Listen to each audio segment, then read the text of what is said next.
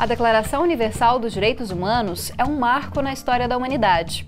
Ela definiu pela primeira vez objetivos comuns a todos os povos e nações, visando garantir as liberdades e direitos humanos fundamentais.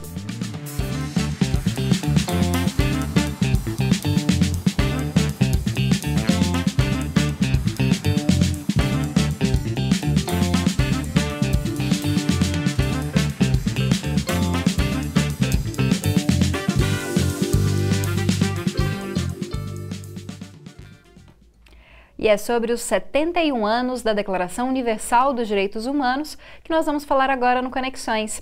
Para conversar comigo, está aqui no estúdio a Ana Lúcia da Silva, que é historiadora, professora aposentada da UFG e também coordenadora do Núcleo Goiás da Auditoria Cidadã da Dívida.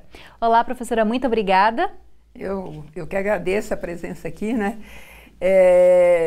A declaração, ela é a expressão que toda pessoa, para sobreviver, ela precisa de se alimentar, ela precisa de água, ela precisa de moradia, ela precisa de transporte, ela precisa de trabalho, ela precisa de lazer, ela precisa de cultura.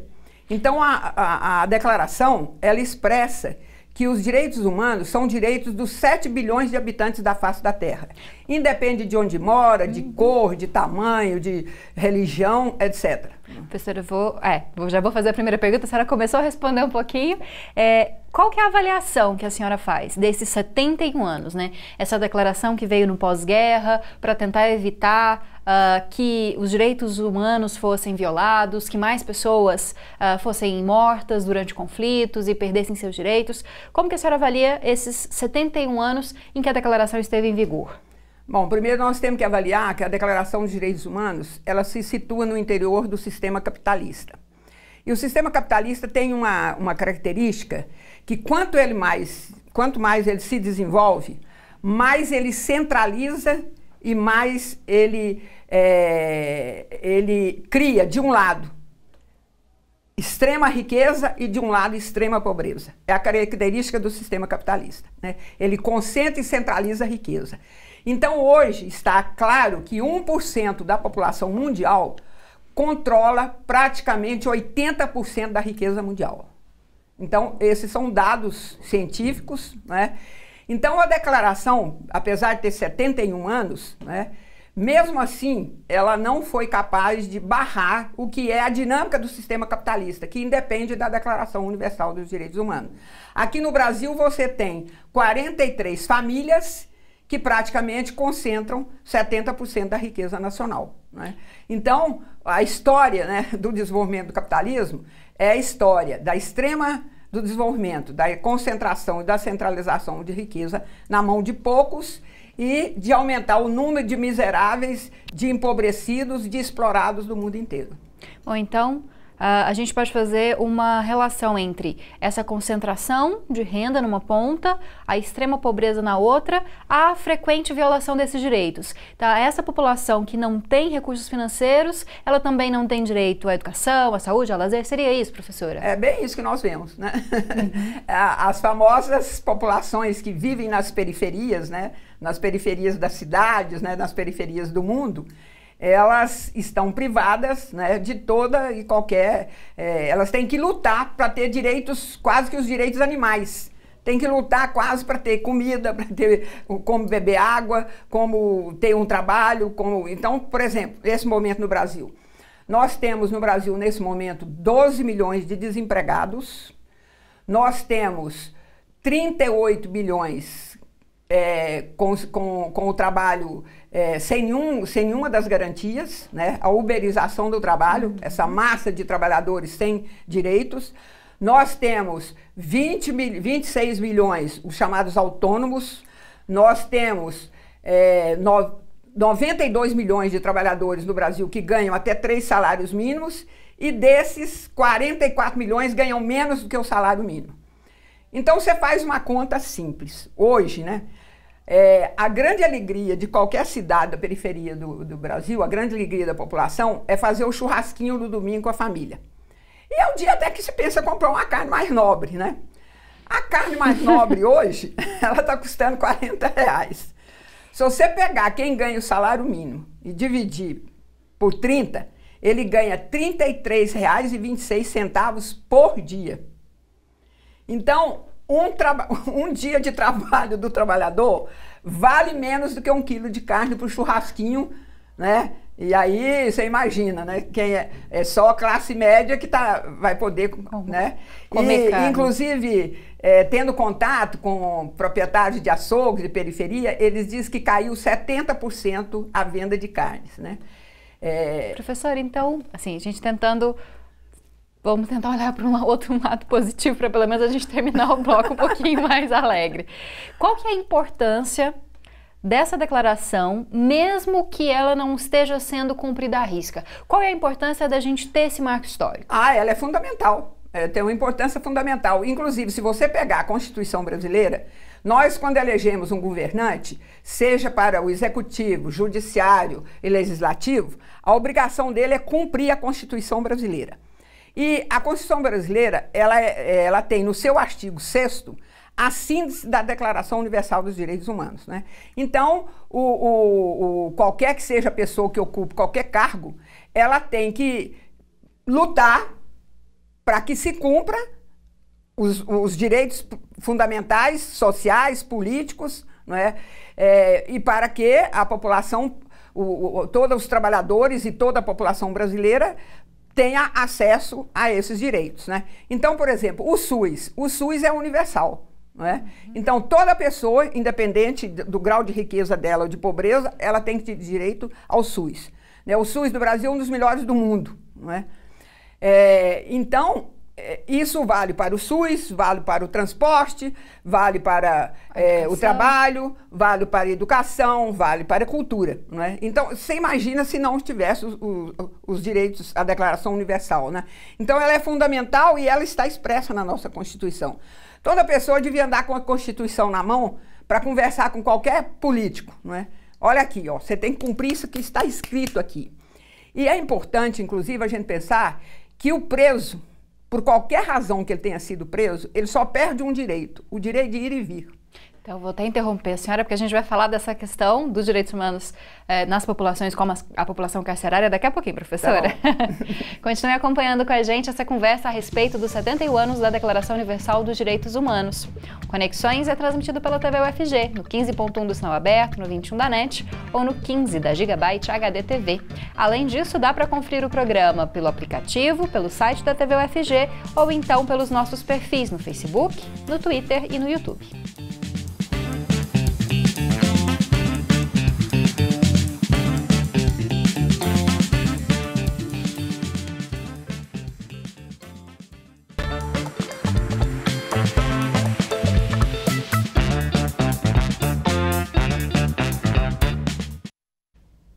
Voltamos com o Conexões de hoje, que está falando sobre a Declaração Universal dos Direitos Humanos. Está aqui conosco a historiadora, professora aposentada e também coordenadora do Núcleo Goiás da Auditoria Cidadã da Dívida, Ana Lúcia.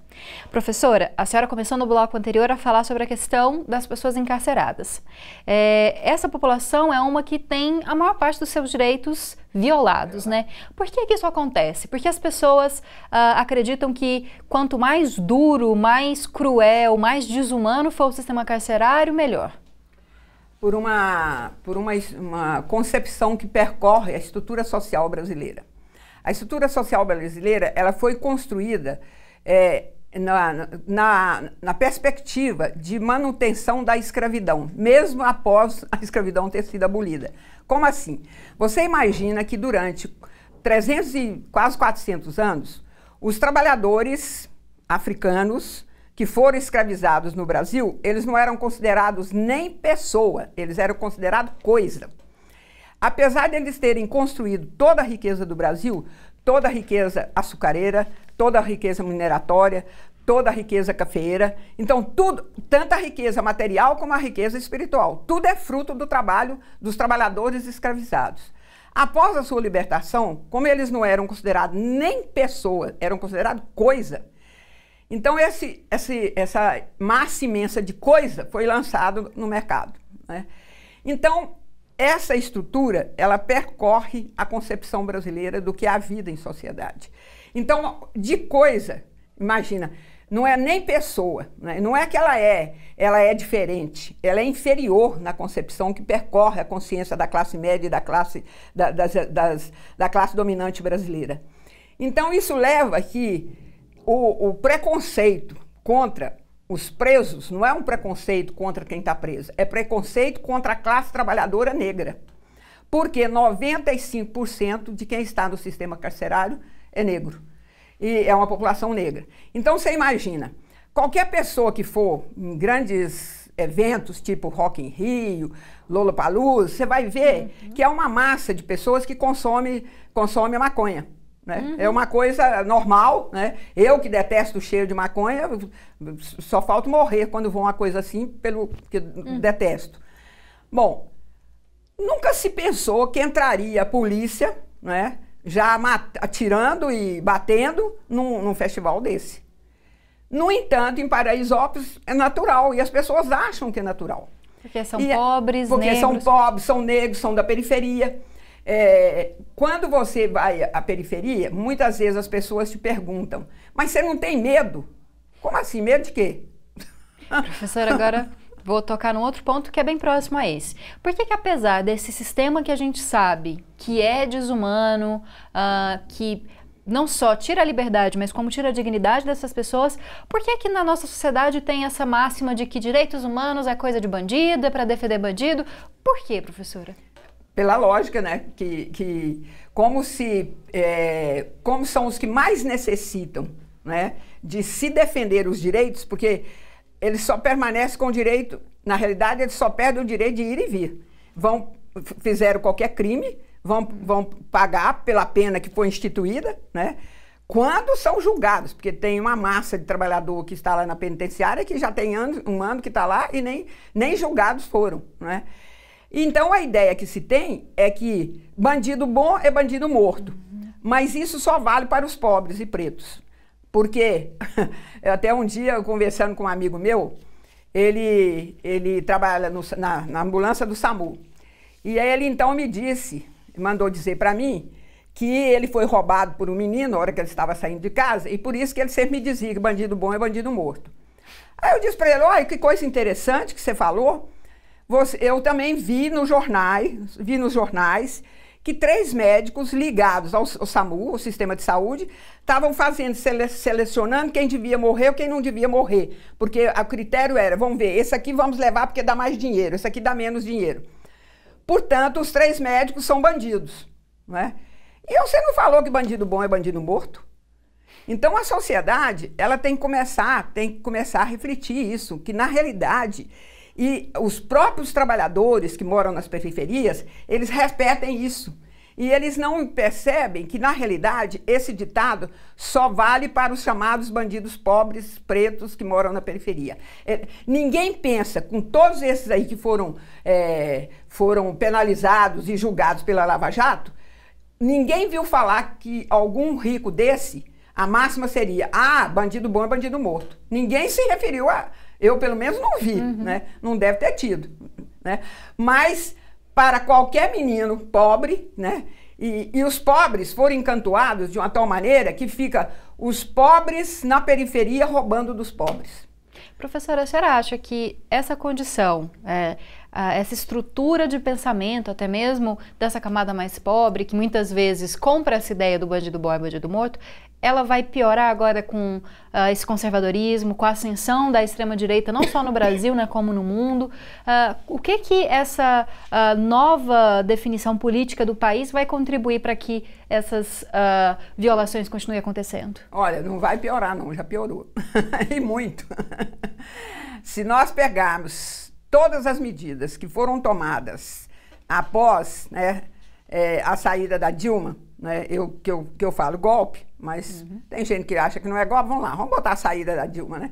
Após a saída da Dilma, todas as medidas que foram tomadas até agora, em todas as áreas, elas penalizam, né, a massa trabalhadora mais pobre. Todas. Você pega a reforma da Previdência, né, aumenta o tempo de contribuição, aumenta a idade e diminui o que vai receber. Você pega a reforma trabalhista, muito pelo contrário, de criar 6 milhões de emprego, como falaram, muito pelo contrário, tinha 4 milhões de desempregados, hoje tem 12 milhões. Você pega, bom, na área da cultura, começaram logo acabando com o Ministério da Cultura, né? E hoje, por exemplo, você não tem teatro, cinema, espaços culturais na periferia. Tiraram recursos do SUS, né? Tiraram, aí reduziram, quer dizer, nem Ministério da Cultura não tem. E o dinheiro para a área da cultura foi reduzido a 0,0,1 do orçamento. Recurso do SUS, você imagina que além de congelar por 20 anos gastos, né, com educação, saúde, etc., uma medida que aparentemente, olha, suspenderam o seguro do DPVA, né? DPVAT, tudo bem. Só que em 2017 e 2018, 3 bilhões desse seguro foram para o SUS. Então, tiraram do SUS. E essa semana, tiraram mais do SUS para aumentar o fundo partidário, né? Botar 3 bilhões e 800 milhões para o fundo partidário, ou seja, para os políticos dos diferentes partidos se elegerem, tiraram 500 mil do SUS. Professora, eu vou ter que interromper a senhora de novo, mas tem mais um bloco para a gente falar sobre isso. E eu espero que você contribua com Conexões. Você pode mandar a sua sugestão pelo jornalismo@tvufg.org.br ou então pelo WhatsApp 99181 1406.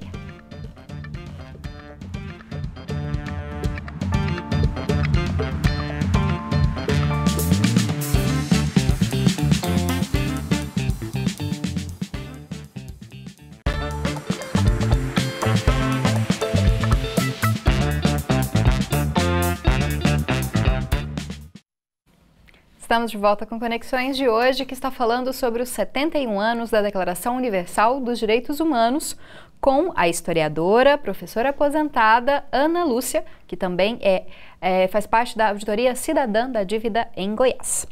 Bom, professora, a senhora falou muito sobre os direitos humanos, principalmente para essa população mais pobre, que precisa dos serviços públicos. Como que a gente pode fazer com que essa população se conscientize sobre esses direitos, que ela conheça o que o Estado é obrigado a fornecer, como cobrar o Estado a respeito disso? A educação pode ser uma saída? Olha, é claro que é uma das saídas, né? Mas a nossa classe trabalhadora, ela é muito sábia. Ela descobre várias formas de ir percebendo, né? E isso, até os exemplos que estão acontecendo na América Latina provam isso, né? No Chile, né? De repente, de onde surgiu, né? E eles encantoaram o governo, né? Não fizeram já avançar, inclusive ter uma Assembleia Constituinte, né?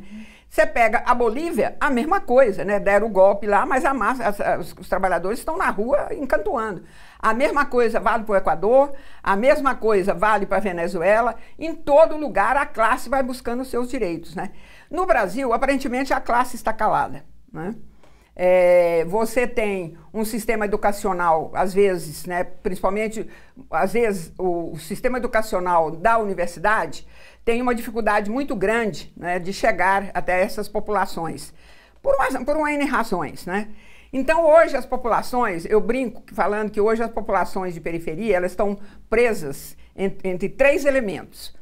As visões religiosas, né, principalmente as fundamentalistas, as farmácias, né, porque o sofrimento é grande que você começa a tomar remédio, e o bar, né, que você tem, de algum lugar você tem que descansar, né? Não é à toa que toda rua que você passa na periferia tem um bar, uma farmácia e uma igreja, né?